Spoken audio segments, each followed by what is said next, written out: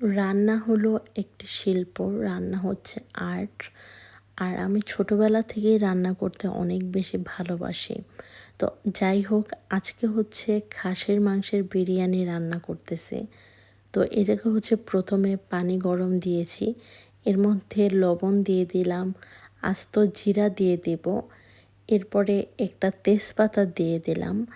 আর এটা হচ্ছে চাল সিদ্ধ করার জন্য পানিটা খুব ভালো করে গরম করে নিয়েছি।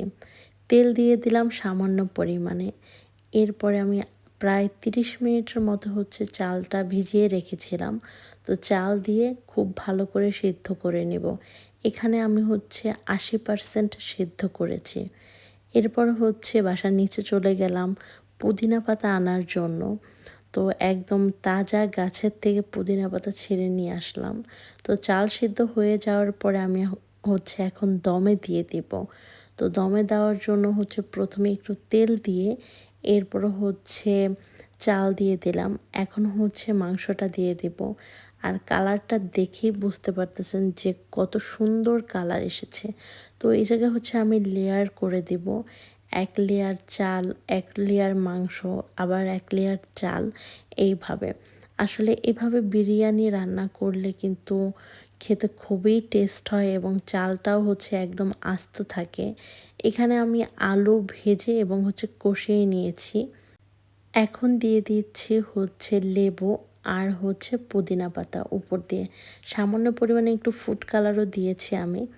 তো হয়ে গিয়েছে দমে রাখা। এখানে আমি প্রায় 40 মিনিটের মতো রেখেছি। এখন দেখেন দমটা ভাঙতেছে।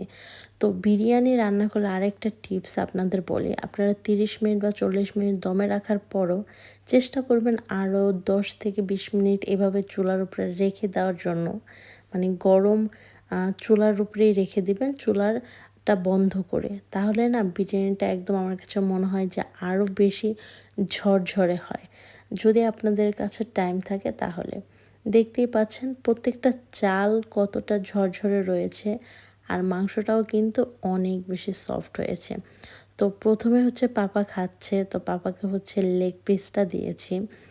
তো খুবই মজা হয়েছিল আর পাপারও খুবই পছন্দ হয়েছে। এবার হচ্ছে আমার খাবার পালা। তো আমি আবার আলু অনেক বেশি পছন্দ করি।